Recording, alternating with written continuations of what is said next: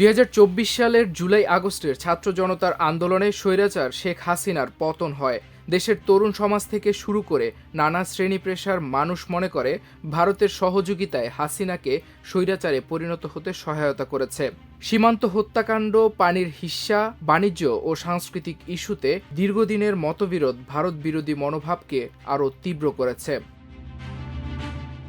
ঢাকা বিশ্ববিদ্যালয়ের দেয়ালগুলো আবারও গ্রাফিতি ও স্লোগানে ভরে গেছে। ক্ষোভ আর বিদ্রোহের ছোঁয়ায় কখনো তীব্র, কখনো বিদ্রূপপূর্ণ, আবার কখনো যেন কাব্যের ছন্দে লেখাগুলো দেয়াল ও করিডোর জুড়ে ছড়িয়ে আছে।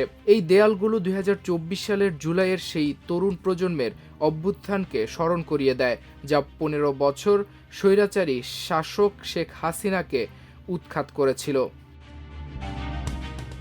অনেক তরুণদের জন্য আসন্ন এই ১২ ফেব্রুয়ারির নির্বাচন হবে জীবনের প্রথম ভোটের অভিজ্ঞতা। শেখ হাসিনার পতনের কয়েকদিনের মধ্যেই অন্তর্বর্তী সরকারের দায়িত্ব নেন ডক্টর মোহাম্মদ ইউনূস। ২০২৪ সালের সহিংস দমন-পীড়নের ঘটনায় জাতিসংঘের হিসেবে প্রায় ১,৪০০ মানুষ নিহত হন। এ ঘটনার বিচারে মৃত্যুদণ্ডপ্রাপ্ত শেখ হাসিনাকে ভারতে ফিরিয়ে দিতে অস্বীকৃতি জানিয়েছে। দিল্লি না ঢাকা, ঢাকা ঢাকা এই স্লোগান এখন দেয়ালে দেয়ালে, এমনকি শাড়ির আঁচলেও। তরুণদের কথাবার্তায় হেজিমনি শব্দটা ঢুকে পড়েছে বাংলাদেশের উপর ভারতের দীর্ঘ ছায়ার প্রতিশব্দ হিসেবে। তরুণ প্রজন্ম মনে করে ভারত বহু বছর ধরেই বাংলাদেশে হস্তক্ষেপ করছে, বিশেষ করে ২০১৪ সালের নির্বাচনের পর, যা কার্যত একদলীয় ছিল। এই ক্ষোভের কেন্দ্রে রয়েছে দিল্লির সেই ভূমিকা, যা অনেকের চোখে বাংলাদেশের গণতান্ত্রিক অবক্ষয়কে সমর্থন করেছে।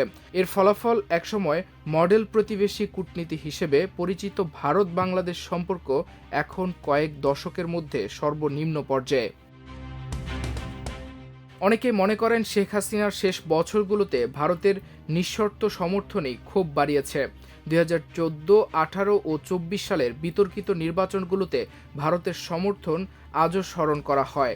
এই ক্ষোভের সঙ্গে যুক্ত হয়েছে পুরনো বিরোধ, সীমান্ত হত্যা, পানি বণ্টন, বাণিজ্য প্রতিবন্ধকতা এবং ভারতীয় রাজনৈতিক ও টিভি চ্যানেলের উত্তেজক বক্তব্য।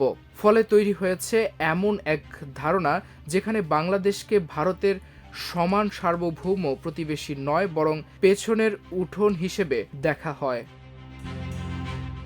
সোশ্যাল মিডিয়ায় ভারতীয় বিদ্যুৎ কোম্পানির বিরুদ্ধে প্রতারণার অভিযোগ উঠেছে। ভিসা সেবা স্থগিত, আইপিএলে বাংলাদেশি ক্রিকেটের নিষেধাজ্ঞা, টি-২০ বিশ্বকাপ নিয়ে সিদ্ধান্ত, সবই ক্ষোভ বাড়িয়েছে।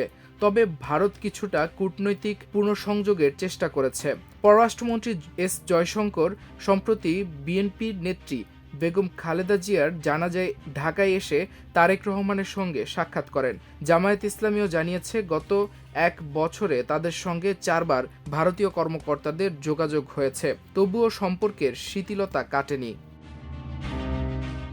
বিবিসি বাংলার সাক্ষাৎকারে ইনকিলাব মঞ্চের কর্মী ফাতিমা তাসনিম ঝুমা বলেন, ভারত সরকার আমাদের বিরোধী হতে পারে, কিন্তু মানুষ তো মানুষই। তিনি আরও বলেন, ভারতের নাম শুনলেই আমার প্রথম অনুভূতি শত্রুতার, কিন্তু এই শত্রুতা মানুষের প্রতি নয়।